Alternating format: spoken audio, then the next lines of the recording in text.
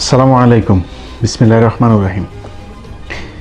প্রিয় দর্শক, দীর্ঘ বিরতির পর আপনাদের সামনে আসা, এখন থেকে মাঝে মধ্যেই আসা হবে কদাচিৎ। কারণ হচ্ছে দীর্ঘ সময় আমরা আমেরিকাতে সরকারের যে বিনা পয়সায় সহায়তা পেয়েছি সেটা দিয়েই সংসার চলেছে। এখন জীবিকার প্রয়োজনে আবারও কাজে যোগ দিয়েছি। তো মাঝে মধ্যে আসলেও সবসময় যে চুপ থাকবো তা না, গুরুত্বপূর্ণ যেসব বিষয়গুলো আছে সেগুলো নিয়ে কথা অবশ্যই বলতে হবে। কারণ আপনারা জানেন যে আমি আমার যে ইউটিউব চ্যানেলটা আছে, এই ইউটিউব চ্যানেলটা আসলে ব্যবসায়িক কাজে ব্যবহার করি না। এটা বাণিজ্যিক কাজের জন্য তৈরি করা হয়নি। আমি আমার বাক স্বাধীনতা, আমার ব্যক্তি স্বাধীনতা আমি আমার ইউটিউব চ্যানেল ফেসবুকের মাধ্যমে প্র্যাকটিস করি। যে কারণে গুরুত্বপূর্ণ যে ইস্যুতে আমি মনে করি যে আমার কিছু বলার আছে, আমার বলা প্রয়োজন আছে, সেটাতে আমি অবশ্যই কথা বলবো। আজকেও ঠিক সেই সঙ্গত কারণে আপনাদের সামনে আসা। অনেক মানুষই বলেন, আমার পরিচিত, আমার শুভাকাঙ্ক্ষী, কি দরকার, আমেরিকায় আছেন, ভালোই তো আছেন, সব চুপচাপ আছে, আপনার কথা বলা দরকার কি, আপনাদের কথা বলা দরকার কি? আসলে আমি তো মানুষ, তাই না? ধরুন, ঢাকা চিড়িয়াখানার মধ্যে বিরাট বড় সিংহ, বিরাট বড় বাঘ ছোট্ট একটা খাঁচার মধ্যে আটকে রাখা গেছে। তার পৃথিবী ওইটাই, দিব্যি কিন্তু বেঁচে আছে। একজন মানুষকে এভাবে বাঁচানো সম্ভব না, কারণ তার ওই পশুর মতো প্রতিদিন খাওয়া, ঘুমানো আর জীবিকার প্রয়োজনে বাইরে যাওয়া, কাজ করা, এর বাইরেও আরো অনেক কিছু করার আছে। হয়তো কিছু মানুষকে আটকানো যায়। ধরুন, বাংলাদেশে এখন যে পরিস্থিতি চলছে, মানুষের নানানভাবে নির্যাতন করা হচ্ছে, সে মানুষ কিন্তু দিব্যি বেঁচে আছে, কোনো ক্ষোভ নাই, বিক্ষোভ নাই, কিচ্ছু নাই, চুপচাপ আছে, তারা সহ্য করছে, দিনকে দিন মানিয়ে নিচ্ছে। কদিন আগে মন্ত্রিসভায় আলোচনা হয়েছে যে মহাসড়কগুলোতে জনগণের পকেট থেকে সংস্কারের জন্য টাকা নেওয়া হবে। জনগণের জন্য টাকা নেওয়া হবে, জনগণ রাস্তা ব্যবহার করে, জনগণের কাছ থেকে কি আর কোনো টাকা নেওয়া হয় না? তারা কি ট্যাক্স দেয় না? দিচ্ছে তো। তারপরে তাদের পকেট থেকেই টাকা নেওয়া হবে। এগুলো মেনে নেবে। কিছুদিন পরে আপনি হয়তো বিয়ে করতে গেলে সেটার উপরও ভ্যাট বসানো হবে। কতবার শ্বশুরবাড়িতে যাবেন সেটার উপরও ভ্যাট বসানো হবে। কতটা বাচ্চা নেওয়া হবে সেটার উপরও ভ্যাট বসানো হবে। আমরাও দিব্যি সহ্য করব। সব মানুষ না এইভাবে সহ্য করতে পারে না। কিছু কিছু মানুষের আচার আচরণ পশুর চাইতে একটু আলাদা। আমি মনে করি আমি তাদের একজন, যে কারণে সব বিষয়ে যে চুপ থাকবো সেটা ভাবা ঠিক না। সব ঘাতেরই প্রতিঘাত আছে, কোনো কিছুই শেষ না। অতএব ব্যক্তিগতভাবে কেউ নিলে সেটাও ব্যক্তিগতভাবেই নেওয়া হবে। আজকে বাংলাদেশে উত্তরবঙ্গে একটি ঘটনা ঘটেছে, আপনারা সবাই জানেন যে একজন মানুষকে পুড়িয়ে মেরে ফেলা হয়েছে। তার অপরাধ কি? অপরাধ হচ্ছে তিনি কোরআন শরীফ পুড়িয়েছেন, এই অবমাননা করেছেন, এই কারণে তাকে পুড়িয়ে মারা হয়েছে। হেফাজতের আন্দোলনের কথা নিশ্চয়ই আপনাদের মনে আছে। সেই আন্দোলনে কোরআন শরীফ পোড়ানো হয়েছিল অসংখ্য।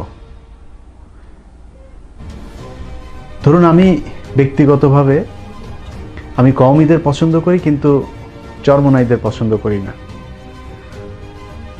এর কারণ আমি আমার ভিডিওতে আগে বলেছি, সেটা নিয়ে বিতর্ক আনতে চাচ্ছি না।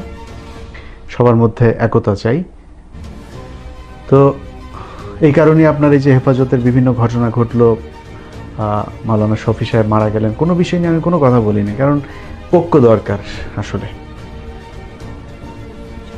তো এই যে চরমোনাইয়ের লোকজন, হেফাজতের রাতে যদি আমাকে কেউ বলে যে চরমোনাইয়ের এই লোকগুলোর মধ্যে কেউ একজন কোরআন শরীফ পুড়িয়েছে, সেটা আমি বিশ্বাস করব না। যে মানুষের মধ্যে বিন্দুমাত্র ঈমান থাকে, যে 5 ওয়াক্ত নামাজ পড়ে, সেই মানুষ কখনো কোরআন শরীফে আগুন দিতে পারে না। তাহলে কারা দিয়েছে সেই আগুন? যারা আজকে বাংলাদেশে বিভিন্ন জেলায় জেলায় মন্দির পোড়াচ্ছেন, তারাই কোরআন শরীফে আগুন দিয়েছেন। উত্তরবঙ্গের সেই ঘটনায় কোনো সাংবাদিক কোনো অনুসন্ধানী রিপোর্ট করতে পারছে না। যেই মসজিদে ঘটনা ঘটেছে সেই মসজিদের ইমাম সাহেবের সাথে জড়িত না, মুয়াজ্জিন সাহেবের সাথে জড়িত না, সেই এলাকার বিভিন্ন মানুষের সাথে কথা বলে জানা যাচ্ছে যে বহিরাগত, যাদেরকে তারা চেনে না, এমন কিছু মানুষ এই ঘটনার সাথে জড়িত। যে মানুষটা আগুন দিয়েছে সে মুসলমান ধর্মের কেউ না, সেটাও শোনা যাচ্ছে। আমাদের পার্শ্ববর্তী একটি দেশের ধর্মাবলম্বী তিনি, কিন্তু তাদেরকে আটক করা হচ্ছে না। আজকে পত্রিকাতে দেখলাম জামাত শিবির হচ্ছে সেই ঘটনার সাথে জড়িত। তো পরিস্থিতিটা যে সেদিকে যাবে আমরা জানতাম, কিন্তু যেটা বলতে চাই, এই ঘটনাটা ভারতের গোয়েন্দা সংস্থার সাজানো একটি নাটক। আপনারা যদি হিসেবগুলো মেলান, সেই ঘটনাটা ঘটার পর টেলিভিশন পত্রিকা এমনভাবে শুরু করলো যে সেই ঘটনাকে সবার সামনে, মুসলমানরা হচ্ছে বাংলাদেশের সবচাইতে সাম্প্রদায়িক একটা গোষ্ঠী এবং মুসলমানদের চরিত্রটাই বোধহয় এমন, এরকমভাবে সেটা ফলাও করে বিবিসি থেকে ডয়েচে ভেলে সবাই চালানো শুরু করলো। কেউ অনুসন্ধানী রিপোর্ট করছে না, সেই এলাকায় যাচ্ছে না, কোথায় ঘটলো, কে আগুন দিল, কে মারলো, কেন মারলো, সেই কথা কিন্তু কেউ বলছে না। আরে ভাই, কতজন মানুষকে এ পর্যন্ত কোরআন শরীফ অবমাননার জন্য পোড়ানো হয়েছে? বাংলাদেশের রাষ্ট্রীয় একেবারে আয়োজনের মধ্য দিয়ে এই শাহবাগে বসে রাসূল সাল্লাল্লাহু আলাইহি সাল্লাম ইসলাম ধর্ম নিয়ে কটূক্তি করার সুযোগ করে দেওয়া হয়েছে। কজনকে পুড়িয়ে মেরেছে দেশের মুসলমানেরা? আজকে ফ্রান্সের ঘটনা নিয়ে অনেকে অনেকভাবে কথা বলছেন যে ফ্রান্সে কেন মুসলমানরা এরকম করছে। আমাদের বাঙালি মানুষও বলছে অনেকে, এটা করা ঠিক হচ্ছে না, কেন বিক্ষোভ করছে, এই সেই। আরে ভাই, আপনি কলিজায় ধরে টান দিয়েছেন। আমরা তো, আমাদের ঈমান নাই, এই জন্য আমরা চুপ আছি। যদি বিশ্বাস করতাম যে আমাদের মৃত্যুর পরে জবাবদিহি করতে হবে, যদি কলেমায় বিশ্বাস করতাম, রাসূল সাল্লাল্লাহু আলাইহি সাল্লাম বলে কেউ একজন আছে, তাকে বিশ্বাস করতাম, এই অবমাননা সহ্য করা যায় না। আমরা কিন্তু দিব্যি খাচ্ছি, দাচ্ছি, সব কিছু করছি, কোনো সমস্যা হচ্ছে না আমাদের। একটু চিন্তা করুন তো, কাকে অপমান করা হয়েছে? বাক স্বাধীনতার কথা বলবেন? যেই দেশে কোরআন শরীফ অবমাননা করা হয়েছে, সেই দেশে গিয়ে ওই দেশের সংখ্যাগরিষ্ঠ যে ধর্মীয় জনগোষ্ঠী আছে, তাদের ধর্মীয় গ্রন্থটা একটু মুসলমানরা পড়াতো, তারপরে কি হয় দেখি। কিছুদিন আগে নরওয়েতে কোরআন শরীফ পুলিশ পাহারা দিয়ে রাস্তার মধ্যে তারপরে তারা পোড়ানোর ব্যবস্থা করেছে। সেই দেশটাতে যদি ওই দেশের ধর্মাবলম্বী যারা আছে, সেই সংখ্যাগরিষ্ঠ ধর্মাবলম্বীদের বই যদি নাকি, ধর্মীয় গ্রন্থটা যদি ওইভাবে পড়ানো হয়, পুলিশকে এইভাবে মুসলমানদের পাহারা দিয়ে সেভ করবে? কখনোই করবে না। অতএব বাক স্বাধীনতা মানে যা ইচ্ছা তাই না। যেই দেশে এই ঘটনা ঘটছে, সেই দেশের প্রেসিডেন্ট আমার সামনে দিয়ে যাবে আর তাকে আমি গালি দিব, সে সহ্য করে কিনা দেখি তো। তার যা নিরাপত্তা কর্মী আছে তারা সহ্য করে কিনা দেখি তো। যেই দেশের সরকার সারাদিন ভিক্ষা করে, সেই ভিক্ষুকের জাতি যারা আছে, থার্ড ওয়ার্ল্ডের কথা বলছে, সেসব দেশে প্রেসিডেন্টদের কথাই চিন্তা করুন। বাংলাদেশে শেখ মুজিব আর শেখ হাসিনাকে নিয়ে কথা বললে মানুষ জেলে যাচ্ছে না? তো বাক স্বাধীনতা তো। শেখ মুজিবকে কি কেউ কবরে গিয়ে চর মেরেছে নাকি? শেখ মুজিবকে গালি দিচ্ছে, শেখ মুজিবকে কটূক্তি করছে, সমস্যা কি? বাক স্বাধীনতা না? এখন আপনি যদি বলেন যে না, বাক স্বাধীনতার একটা লিমিট আছে, সেই লিমিট খালি শেখ হাসিনা আর শেখ মুজিবের জন্য না, সেই লিমিট রাসূল সাল্লাল্লাহু আলাইহি সাল্লামের জন্য আসতে হবে। প্রতিটা ধর্মীয় যারা নেতা আছে, সেটা হিন্দু হোক, খ্রিস্টান হোক, বৌদ্ধ হোক, তাদের ধর্ম নিয়েও আমাদের সম্মান দেখাতে হবে। এখন আপনারা বলতে পারেন যে ভাই, আপনাদের মুসলমানেরা এতে অনেকে অনেক কথাবার্তা বলে। ভাই, আমরা মুসলমানেরা আপনাদের এই ধর্ম নিয়ে কোনোদিন কথা বলতে যাইনি। আপনি নাস্তিক, আপনাকে নিয়ে কোনোদিন নাস্তিকদের বিরুদ্ধে মুসলমানদের কোনো সভা সমাবেশ হয়েছে? নাস্তিকদের বিরুদ্ধে কেউ কোনো কথা বলেছে? কিন্তু এই নাস্তিকরা যখন আমার ধর্ম নিয়ে কথা বলবেন তখন তো আপনাকে ছাড় দেওয়া হবে না। আপনাকে যেভাবে যা ইচ্ছা পালন করার সেই স্বাধীনতা দেওয়া হয়েছে। আপনি নামাজ পড়বেন না, কোনো সমস্যা নেই। আপনার স্ত্রীকে আপনি ন্যাংটা করে রাস্তায় ঘুরবেন, সমস্যা নাই। কিন্তু মানুষ আপনার স্ত্রীর দিকে তাকাবে, সেই স্বাধীনতা তার আছে। অতএব আপনার স্বাধীনতার একটা লিমিট আছে। যদি লিমিট নাই থাকে তাহলে আপনার স্ত্রীকে নিয়ে যখন আপনি রাস্তায় বের হবেন, তাকে আমি যদি চাই, আমার যদি পছন্দ হয়, তাহলে ধর্ষণ করার সুযোগ দিতে হবে। দিবেন সেটা তো দেবেন না। অতএব সব কিছু স্বাধীনতা মানে এই না যে আপনি যা ইচ্ছা তাই করবেন। স্বাধীনতা মানে হচ্ছে অন্যের স্বাধীনতা রক্ষা করে তারপর নিজের স্বাধীনতার প্রতিফলন ঘটানো, এটাই হচ্ছে স্বাধীনতা। তো সেই জায়গা থেকে বাংলাদেশে আজকে আপনারা বলছেন যে যা ইচ্ছা তাই করা হচ্ছে, মুসলমানরা মানুষ পুড়িয়ে মেরে ফেলছে, সাম্প্রদায়িক গোষ্ঠী, এটা নিয়ে ব্যাপক আকারে মিডিয়াতে আলোচনা করা হলো। এরপরে ঘটল কি, গণস্বাস্থ্য কেন্দ্রের একজন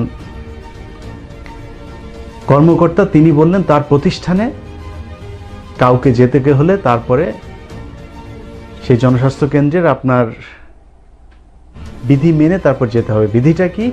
মুসলমান ছেলেদেরকে টাকনুর উপরে কাপড় পরতে হবে আর মুসলমান মেয়েদেরকে হিজাব পরতে হবে। আচ্ছা, এই আদেশটা কি খুব খারাপ আদেশ? কোনো খারাপ আদেশ দিয়েছে? দেয় নাই তো। এখন বলবেন যে জোর করে চাপিয়ে দেওয়া হচ্ছে। সেখানে জোর করে কিন্তু কাউকে মারাও হয় নাই, কারো চাকরিচ্যুতিও করা হয় নাই, কিছুই করা হয় নাই।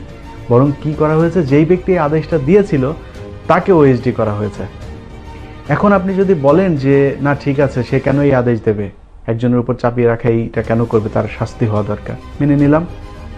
এই পর্যন্ত টেলিভিশনে, পত্রিকায় যেইভাবে এই লোকটাকে ফোকাস করা হলো, এই লোকটা যেদিন বিজ্ঞপ্তি দিল সেই দিন থেকে শুরু করে লোকটা ওএসডি হওয়া পর্যন্ত, ডিবিসি, ৭১ সময় এইসব টকশো নিউজ করে প্রতিটা টেলিভিশন পত্রিকা দেখলাম নিউজ করেছে এটা নিয়ে। একটা বিজ্ঞপ্তি দিয়েছে যে এই বোরখা, হিজাব পড়তে হবে আর টাকনুর উপরে কাপড় পরতে হবে। এটা মুসলমানদের দেশ, ৯৫% মুসলমানদের দেশ। ওইখানে বলা হয় নাই যে হিন্দুদেরকেও টাকনুর উপরে কাপড় পরে আসতে হবে। সেই বিজ্ঞপ্তিতে লেখাই আছে মুসলমানদেরকে পড়তে হবে। তো সেটা নিয়ে আপনারা কিন্তু কথা বললেন, সবাই একসাথে ঝাঁপিয়ে পড়লেন। কিন্তু যেদিন সিলেটের স্কুলে হিজাব টেনে খুলে ফেলা হয়েছিল, স্কুলে হিজাব পরে যাওয়ার কারণে, কোথায় ছিলেন এই মিডিয়া? কেউ তো আসেন নাই। অতএব বাংলাদেশে যুদ্ধটা আসলে আওয়ামী লীগ, বিএনপি, আওয়ামী লীগ, জামাত চলছে না। যুদ্ধ চলছে মুসলমান আর ভারতীয় দালাল, তাদের মধ্যে। সব কিছু তারা যেভাবে চাচ্ছে সেভাবেই হতে হচ্ছে। এর প্রমাণ হচ্ছে উত্তরবঙ্গে যে ঘটনা ঘটেছে তার পরপর আপনারা নিশ্চয়ই দেখেছেন যে বাংলাদেশের বিভিন্ন জায়গাতে হিন্দুদের মন্দির ভাঙা হচ্ছে, ঘর দুয়ার ভাঙা হচ্ছে, এসব করা হচ্ছে। কারা করছে এসব? একটা হিন্দুর বা একটা মন্দিরের ছোট কোনো ক্ষতি হোক আমি একজন মুসলমান হিসেবে কখনোই চাই না।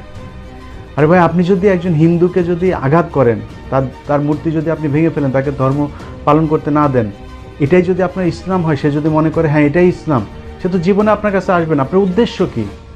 মানে ওর মূর্তিটা ভাঙার উদ্দেশ্যটাকে একটা আপনার এইম তো থাকতে হবে। সেটা কি? সেটা যদি হয় তাকে আপনি ইসলাম ধর্মে আনবেন, তার মূর্তি কি আপনি ভেঙে দেবেন আর সে আপনার ইসলাম ধর্মে আসবে কখনো? আপনার তার সাথে ভালো ব্যবহার করতে হবে, তাকে বোঝাতে হবে যে ভাই দেখো তুমি যেটা করছো, এই যে এত কষ্ট করছো, তো এটার জন্য যদি মৃত্যুর পরে যদি নাকি দেখো এটা সব ভোগাস, তাহলে তো আর কি হলো? একটু চিন্তা করে দেখো, তুমি তোমার ধর্ম পালন করো, আমাদের এই যে কোরআন শরীফটা একটু বাংলায় পড়ো, পড়ে দেখো যে আসলে কি আছে এটার মধ্যে। বলেন বুঝায়, বুঝলে বুঝবে, না বুঝলে নাই। কিন্তু আমি মনে করি না যে কোনো মুসলমান কোনো মন্দির, কোনো হিন্দুর বাড়ি ঘরে কখনো সাম্প্রদায়িক কারণে, ধর্মীয় কারণে কোনো দিন হামলা চালায়। এসব কারা করে সেটা আপনারা জানেন। যখন যারা রাজনৈতিক দলের ক্ষমতায় থাকে তখন হিন্দু সম্প্রদায়ের জমি, এটা শুধু হিন্দু না, যারা দুর্বল চিত্তের মানুষ, যারা দুর্বল একটু এলাকার মধ্যে তার কোনো প্রভাব নাই, তার জমি জায়গা বাড়িঘরই তারা দখল করে। এটা ধর্মীয় কারণে হয় না, এটা স্বার্থের কারণে ঘটে। অতএব সেটাকে সাম্প্রদায়িক একটা তকমা দেওয়ার কোনো সুযোগ নাই। সেই ঘটনাকে কেন্দ্র করে ভারতের একজন পার্লামেন্টেরিয়ান তিনি ঘোষণা দিলেন বাংলাদেশে ভারতের সেনাবাহিনী ঢোকাবেন। এবার হিসাবগুলো আপনারা একটু মিলায়ে দেখেন যে উত্তরবঙ্গের ঘটনা, হিন্দুদের বাড়িঘর পোড়ানো, তারপরে আমাদের গণমাধ্যমে এগুলোকে ফলাও করে প্রচার করা, এইসবের মধ্যে কোনো যোগসূত্র আছে কিনা। আমি বাংলাদেশের প্রতিটি মানুষকে বলতে চাই, সেনাবাহিনী গত 2 দিন আগে প্রজ্ঞাপন একটা বিজ্ঞপ্তি দিয়েছে। সেই বিজ্ঞপ্তিতে আইএসপিআর বলেছে যে সেনাবাহিনীর অবাঞ্ছিত কিছু কর্মকর্তা সদস্য তারা বিভিন্ন দেশে গিয়ে আপনার সেনাবাহিনীর বিরুদ্ধে কুৎসা রটনা করছে, তাদের বিরুদ্ধে ষড়যন্ত্র করছে। তো ষড়যন্ত্রের যে কথাগুলো বলা হচ্ছে সেটার জবাব দেন। তারা অবাঞ্ছিত না বাঞ্ছিত সেটা আমাদের জানার দরকার নাই, যে কথাগুলো বলা হয়েছে সেটা সত্য কি মিথ্যা সেটার জবাব দেন। আব্দুল আজিজ সাহেবের যে বক্তব্য প্রচার হয়েছে শেখ হাসিনার সাথে, সেটা সত্য না মিথ্যা সেটার জবাব দেন। আমরা শুনি যে হ্যাঁ না ঠিক আছে, উনি বলেছেন যে এটা আমার বক্তব্য না, সেই বক্তব্য তো দিচ্ছেন না। সারোয়ার্দী যখন আলোচনা করলো তখন বলা হলো যে সারোয়ার্দীর বউয়ের এই চরিত্র খারাপ, সারোয়ার্দী 3টা বিয়ে করেছে, 4টা বিয়ে করেছে। আরে ভাই, তার বিয়ে করেছে এটা নিয়ে তো সমস্যা না। সে যে অভিযোগ করেছে যে বাংলাদেশের সেনাবাহিনী এখন ভারত নিয়ন্ত্রণ করছে, এটা সত্য কি মিথ্যা সেটা বলেন।